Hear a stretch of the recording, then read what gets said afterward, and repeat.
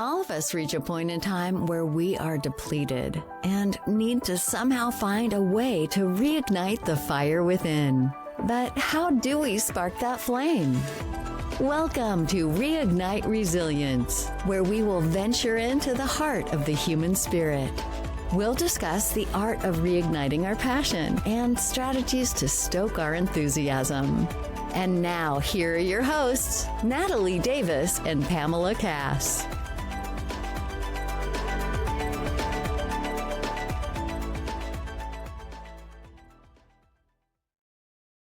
Yeah. Is Steve, that process that you went through with Marianne and the rest of the women in the group, is that when you wrote the father-son piece, or is that when you were able to bring the Game of 10 forward?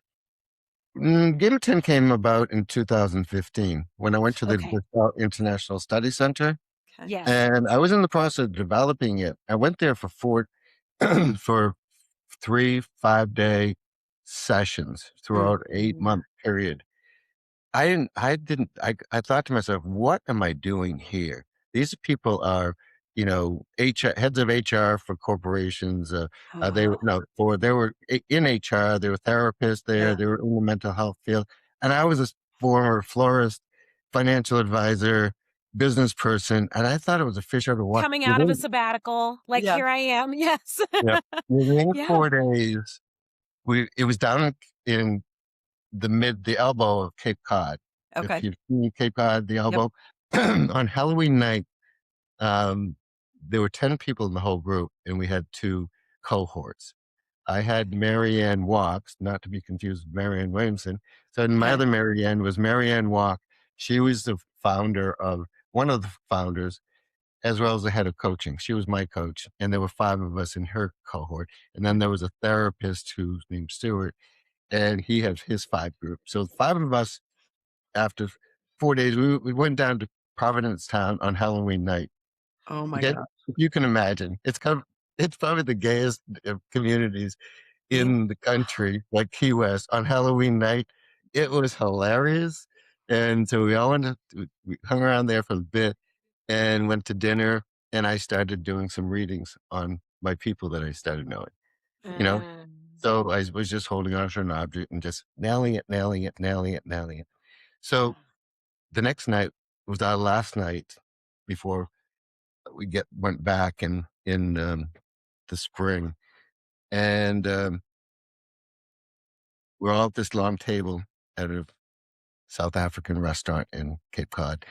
And one of the people sitting next to me says, Steve does readings. He just holds on to an object and tells you all about your life and everything, family and situations you're in. Next thing I know, my coach, who never goes out to dinner with her team, the whole 10 people were there at that night, plus Marianne Walk, the head of coaching. And I hear she's from Arkansas, and she was about my age at the time. And I hear it from down the table, maybe he'll get my deceased husband. Wow. Okay.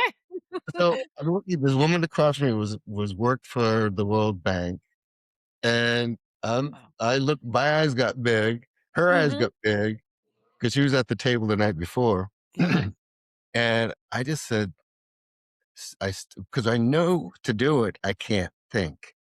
If I have thoughts come in, it's just I can't be a channel. Yeah. So I stood up and I go, "Who's Ralph?" She slams her hand up. That's my deceased husband. So Ralph comes through, he's loving on her and just saying evidential stuff that I'm not talking. He's talking. I'm just a channel.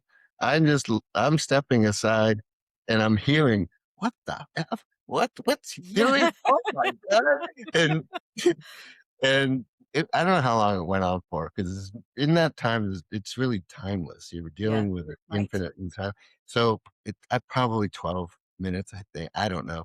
And after I'd said a few things, well, I've asked you to find me a man. Okay. It's in the book. And so I've asked you to find me a man. And Ralph says, I have. He looks just like Joe Garagiola. Okay. And I don't know if you know who he is or not. He was on the Good Today Show for many years. He played for the New York Yankees, I think, as a catcher or something. But he was big in the 60s and 70s, and he was on TV in the 80s. So he was and so he looks so so people next to me Googling Joe Garagiola and everything. So anyway, that's a long story. I don't know if we have time for it, but it's in the book. It's a great story, and Marianne let me tell a lot of that story. Plus, the next day in front of the whole group, she says, "What you witnessed last night is a gift that can't be taught." She says, and she goes, "But what we can teach Steve is how to use his intuition to help others be guided by his intuition." So everyone split up and everything. She comes over to me, "Steve, can you teach me how to do what you do?" I said, "Yep." After she just said you can't teach it. But teach me what that is. I was dying. I was like, the irony. I love it. 4 years ago, I'm thinking, what am I doing here? Yeah. And Here you are, the center. Yeah. And she says, I want to hire you, but not now. I'm your coach. When you're done, after this is over, I will hire you. She was the head of HR for AT&T World for 30 years. Wow. This is a powerful, she's one of my best and dearest friends right now. So that's fun. because I channeled her husband. And so 5 years, I didn't get to, so one day I get a phone call. So I was coaching her and everything. And by the third session, I was coaching her with the game of 10. Yeah. And she goes, so I get a phone call from her. She goes, "My best friend, Marguerite from Sweden, her brother came over to Inglewood, New Jersey, across the river from Manhattan. And so he's here for 5 days. So I got out all the brochures and everything and put them on the table. And I was pointing, and we were just talking about go here, go to the, World Trade Center, the new. Yeah. Yep. And go to all the places. And he put his hand on hers and says, "I didn't come here to see Manhattan. I came here to see you." Oh. And then she goes, "But he doesn't look like Joe Garagiola." And so I said, well, you pick out who you want. Ralph picked out who he thought would be the great, so you do you, it's your life, not his. He's still with you. And that was who we suggested. So next thing I know, they're dating and she's off to Sweden and I'm on about a session with her. And she goes, "Steve, I'm hearing voices." And I go, "Either you're 10 or you're psychotic." Can only be one of two. Pretty much. So, and then I put a big laugh out loud emoji. And she goes, I'll talk to you when I get back." And so I can share the story because it's in the book. Yeah. And so she goes, "Steve." And so she showed me a picture. This is where we're at. And she was at Marguerite's house, overlooking on the Swedish coastline. There was about a quarter mile of meadow and then a marina at the end, just picturesque. Yeah. That thing. Quaint, it's beautiful. And she goes, "Steve, remember that picture I showed you?" I said, "Yeah." She goes, Marguerite had a family reunion and to meet me because I was dating. So I met Anders' children, grandchildren. It was kind of a debut of her. Yeah. And she goes, I was looking out at that view I sent you, and I heard a voice that said, "Turn around." She goes, "It was clear as day." And she says, so I turned around and my arms were out like I was holding a platter, but no platter. And she says, a 15-month-old child landed in my arms, 13 feet, and I was standing on granite. Oh my gosh. Yeah. Then she goes, and that's not all. She goes, 2 days later, I'm making these up. 2 or 3 days later, imagine, she's a big woman. She's probably 5'10", a good 180, 170. And her best friend, same. So imagine two big women driving down a highway in a torrential downpour in a smart car.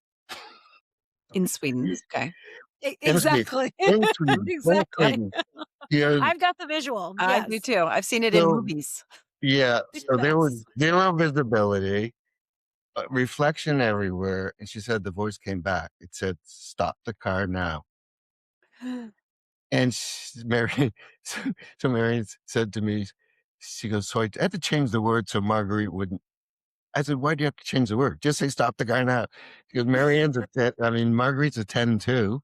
So Yeah. she goes, "We didn't know." She goes, anyway, had they not, so Margaret slammed on the brake, stopped the car. She said, had she not stopped the car, is it 16 wheeler, the big rigs? Yeah. 16 wheeler Yeah. ran a red light, they would have been crushed. Oh wow. So Yeah.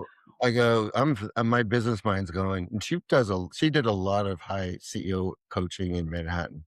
Yeah. And I said, you just saved the lives of 3 people in a week, 5 Yeah. days period, or Yeah. 3 days. I don't know how long it was.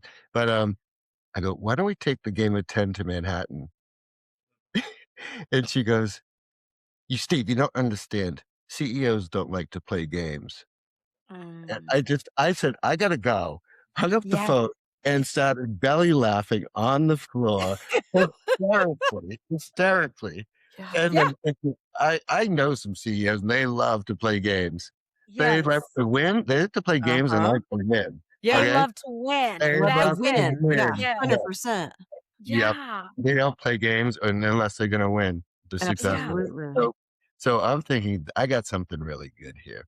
Absolutely. Yeah. So that's Wow.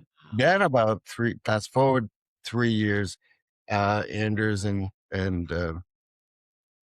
Marianne living in Sweden, back and forth from New Jersey to Sweden. Mhm. And she goes, "Do you want to meet Anders? We're on a Zoom call and she's in Sweden." I go, "Yeah." And she goes, "All my friends think he looks like Joe Garagiola." There it Wow. is. There Yep. it is. That's it. Yep. Wow. Yeah. Oh, I love that. wow.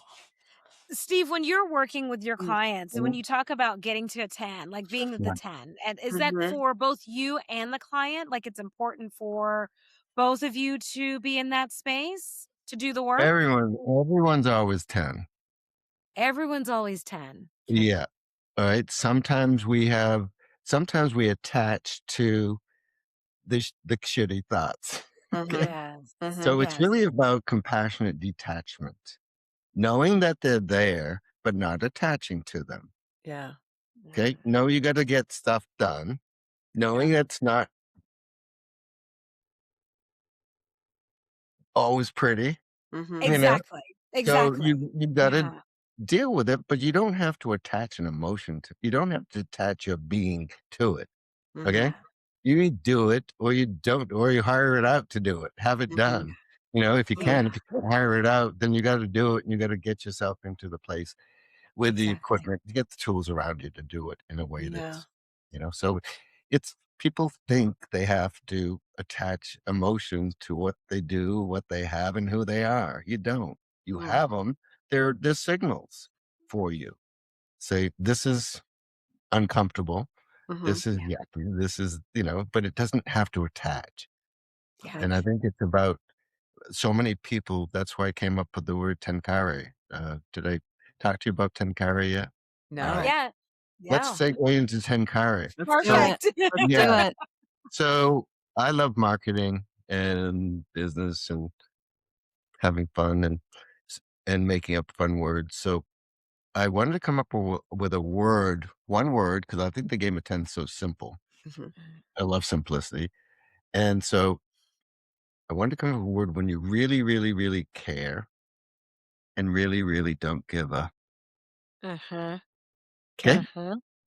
And then so I asked my chat, Grok and GTP, to come up with a word that describes that. Mhm. And it's really called transference. A lot of therapists and Mm. coaches, or even friends, if you're around someone who's just always negative, Yeah. Oh. let's go. When you take it on, you just want to go home and take a shower Yes. and wash that off.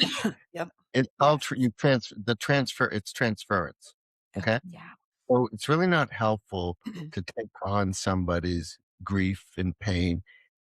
So you really want to maintain your level of 10 that you deeply, deeply care, so you can deeply, deeply be supportive. Okay. Wow. But by empathy, what we get confused with empathy and sympathy, you're not very helpful typically. Yeah. You know, to go to the level of their grief and despair or depression, you aren't going to be helpful to them No. or encouraging them. It's No. okay. I mean, you support them. You Yeah. get underneath, stand underneath them, and Mm-hmm. you support them right there. You don't want to move. That's fine. Yeah. You know, when you're ready, let me know what I can do to support, but not a coddle. Okay. Yeah. So they came up. So both of the chats, all three AIs came up with compassionate detachment, which is two great words. Yeah. But it's It not. is. But it's not one word, which I was asking for. So Yeah. if I don't get what I want, I'll make it up. Just keep Okay. going. Yes. Yeah. I gotta have one word. It's going to fit with the game of 10. And chat couldn't come up with one I like. So I came up with Tencare. Tencare. Tencare. Care. And put an accent aigu at the end to make it bougie. Tencare. Yes. Yeah. So try to get that. So I think people I tell it to, they use it all the time now. Yeah. You hear something that, oh, so and so did this and so and so said that and and I go, so Tencare. Are you like, yeah, Tencare. I like that. Yeah. So audience. I feel that it could be used as a greeting as well, right? Like it's kind of like hey, Tenkare. We know how we're going to enter into this conversation, how we're going to enter into this space. It's like Tenkare. It's a nice little quick check in. Yeah. You got some criticism towards me and or mixed message in a sentence. Tenkare. Tenkare.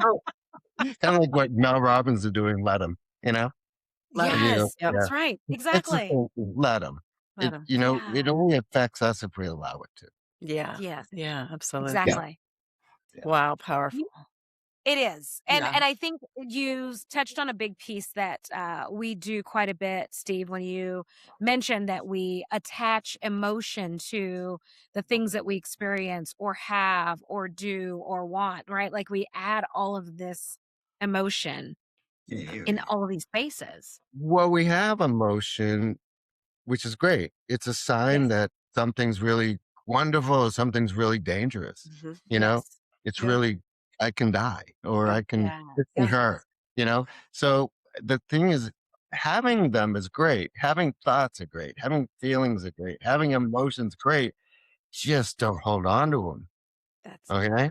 Because you're going to, because you're going to start attracting that. Yeah, absolutely. Again and again and again. So threes attract threes.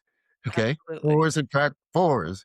And that becomes their 10 in their mind. It doesn't get, this is life. This is what it is. This always happens. And I tell and to make sense of it, ones get 10% of everything they want. Twos get 20% of everything they want. Sixes get 60% of everything they want. Nines get 90% of everything they want. Tens get 100% of everything they ask for. Tenkare. And you don't Tenkare. And you actually get away from wanting to manifesting. Okay. Because wanting and needing are lack and put you in a mindset of wanting and needing, so it's your mindset, what you think about, you bring about. And the level of awareness that you are living in is a level of awareness you'll bring into your life. that you'll live in. You will live in that. You will live in it. Part of manifesting is just knowing, a lot of people say, well, I don't have this money, so how can I attract it? How can I say that I have it? And I love what Eckhart Tolle says, you have the space for it. And you have to prepare. I mean, why would you want to have all this, going to the furniture department store? I want all this furniture. Where are you going to deliver it to? Oh, I don't have a house. That's right. Okay. Exactly. Yeah. So that kind of puts it in perspective. If you don't have the space in your life or in your mind for what you're asking for, then create the space to Create have the it. space. Whether it's a family or a relationship, Yeah. uh, anything, you have to have that space for it. And then the universe really will work with you and things will happen to Mhm. coincidences happen, synchronicities happen. Mhm. Yeah, they just happen. And you have to have the open mind and say, oh, there it is. There's an opportunity, but not be attached to it. Okay. Be So attached. this Exactly. may or may not be it. I don't know. I'm going Mhm. to explore. I heard a great thing the other day about life is like a complete puzzle. Your dream, your vision, your intentions are the complete puzzle. But in the process is putting that puzzle together, Mm. each piece you have to fit it maybe 5, 6 times before you find the right place for it. Mhm. And then you just put it there. But by the time you're done, it wasn't all, these weren't mistakes. They were just getting the pieces put together. So Mm. you have that puzzle all complete of what your dreams are. I Mm. thought that was great. Thought that was a That is great way to great. play it. Yeah. I love that analogy. That really is. Absolutely. Yeah. Yeah. Oh, So often we'll hold on to the mistakes. yeah, we do. And they're not mistakes, they're growth that Yeah. you had to do that to get to where you Mhm. want or where you're aiming to go. I try Mhm. not to say need, should, would, could, ought to. We can talk about that if you want to. Yeah. Yeah. Yeah, I choose my words pretty carefully. Mhm. Words are spells and spellings. And Mm. so people, I say every thought, think of every thought as a prayer. Whether it's Mm. internally or externally verbalized. So people go to places to pray and do things to pray. That every thought's a prayer. Yeah, it is. Yep. Wow. That's a totally different perspective to think of it that way. The good news is you can change it. Absolutely. Yeah, Absolutely. just gotta be aware of it. So that's the good news, and that's the bad news. Yeah. So, Exactly. Yeah. yeah. Wow. What are some tools you teach people to keep from attaching to things? Well, those 6 phrases. Those 6 phrases, so you walk them through that. Okay, those do 2 things. Those 6 phrases shut off your reticular activating system, the Okay. chatterbox mind, the one that always asks you, Yep. you're not doing enough, you don't have enough, Yeah. Yeah, you you're know. you're not doing the best you can with the awareness you have, you're not always right with Yes. where you're at. So that's what that does all day long if you don't check it. Okay? Okay. Uh-huh. Okay. So first, you want to just clear your mind, but also what that also does, it opens up your subconscious to all this can Yeah. of worms that Yeah. you've been suppressing. Yeah. So hopefully, I always leave people with how to let go of Mhm. those negative can of worms that are going to come up. Mhm. Right. Yeah. Mhm. So Marianne Williamson gave me this process during Miracle Minded coaching. Um, of we have above our ears, we have a temple, 2 temples, right? Mhm. Uh-huh. So our mind, and she stated that we're an idea in the mind of God, God's an idea in the mind of us. And we are divine beings. Whether you like it or not, Yeah. deny it or not, we are. We're energetic beings. Yep. Okay. With an auric field that we can't see Yeah. unless you can. And so Einstein says you can't solve a problem at the level it was created. Hmm. If people think you can fix if someone did you wrong, someone done you wrong bad, you can't forgive them if you're still angry with them. You just Mhm. can't do it. Yeah. You can say it all day long. It is not going to happen energetically.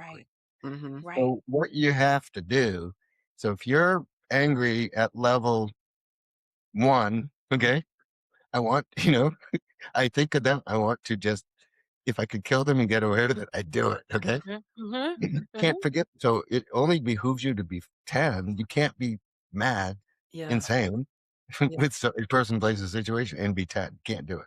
Okay. Yeah. Yeah. So she gave a great way to create a temple in your mind. You have Mhm. your Natalie temple, you have your Pamela temple, goddess Mhm. temple. Mhm. Yeah. Okay. That's sacred and divine to you. Mhm. You. And in that temple, there's an altar. Mhm. So think of something, something that did you wrong. Okay. Mm. In the audience too. Think of, and Mhm. so I was a florist for 30 years, so I make a bouquet of these. Mm-hmm. Bouquet of thoughts that Yes. no longer serve me. Doesn't mean it didn't happen. Mm. It just means I don't have to hold on to the thoughts about it happening. Okay. Mm. Or it happened. You don't have to have lunch with that person or say hello to that person, but you do have to let go of those thoughts for your own safety, Yeah. mental health.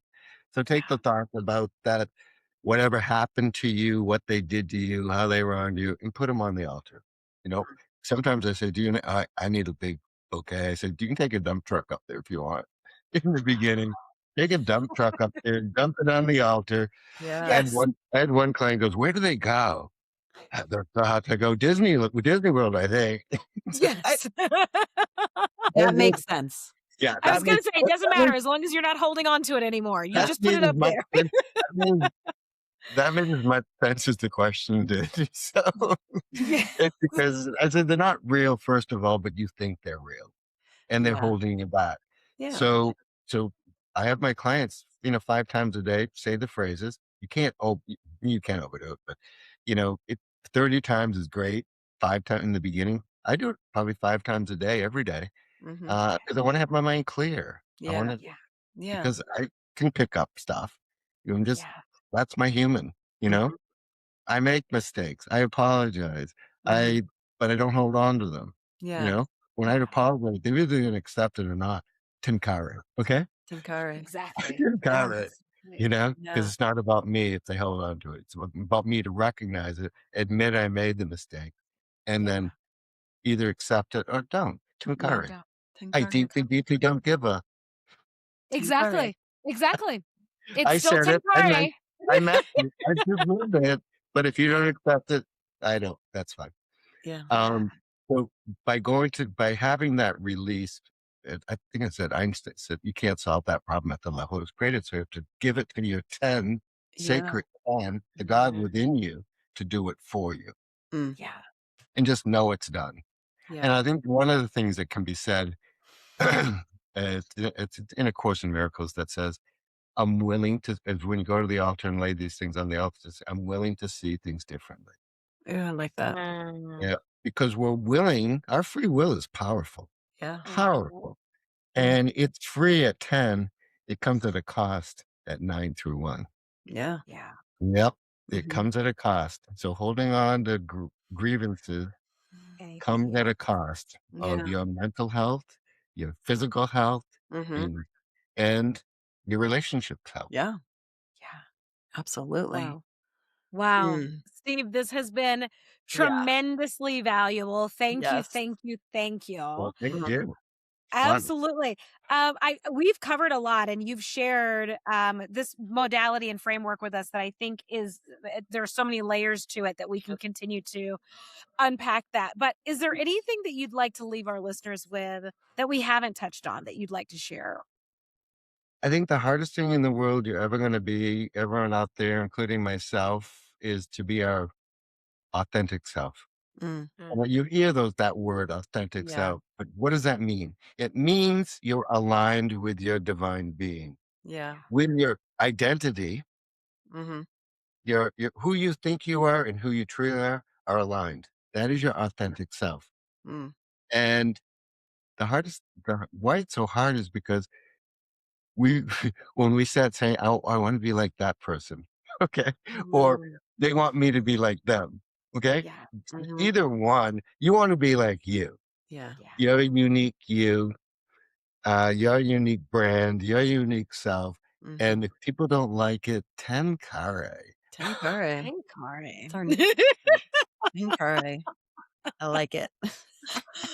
Oh my gosh, Steve, I think that's a perfect space for us to wrap up. I think that's huge. When we talk about all of the work that we're doing and wrapping that up with the authenticity piece, right? Like it's not that we're not forcing this square peg into a round hole. This is all about true alignment, and not forcing it, like just being present and allowing it to be. Yeah, I want a square peg. Make that round hole bigger so I can fit. That's okay. Perfect. Perfect. Get my jigsaw out. Yeah, who was gonna say Tencare? I will fit. Tencare. I'm gonna fit. I'm gonna fit. You're gonna Love fit. it. I love it. Oh my gosh. Well, thank you. We will make sure that we put your contact information in the show notes as well, so our listeners can get a hold of you. And then you said that you were 6 months out from the book. Is that? Yes. I don't know. I'm working with a actual professional ghostwriter who's a friend of mine. So Okay. we're co-authoring. I'm ADHD, if you haven't noticed. So my doctor said the other day, you've got your ADHD med. You haven't used them for about a year. I said, I'm going to be editing a book for 5, like it was like my college days on no-nos and crossroads. Okay? Yes, exactly. I need them to do this stuff. I said, keep it going, because I'm going to be editing a book for a good, strong week. And so I might want to be on those. I'm going to need some support. Yeah. Absolutely. I love it.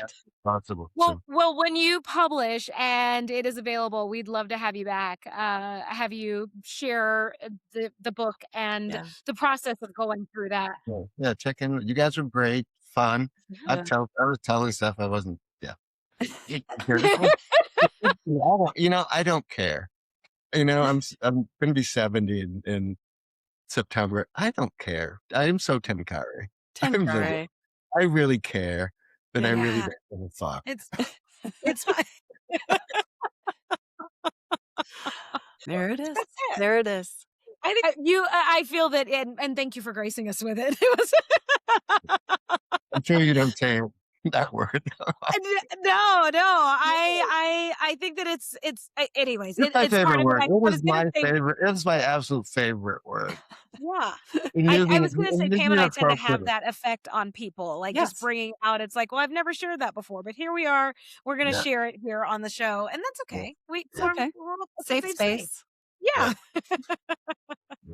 Well, you guys were fun. Yeah, it was great. It was amazing. For our listeners, we will make sure that we drop Steve's information in the. It will drop it in the show notes.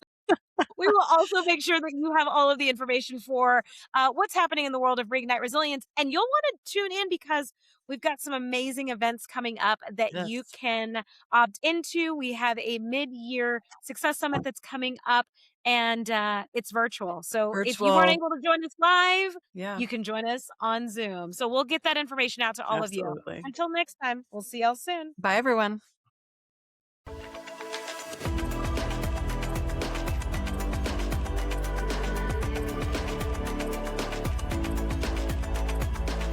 Thank you for joining us today on the Reignite Resilience podcast. We hope you had some aha moments and learned a few new real-life ideas to fuel the flames of passion. Please subscribe on your favorite streaming platform, like or download your favorite episodes, and of course, share with your friends and family. We look forward to seeing you again next time on Reignite Resilience.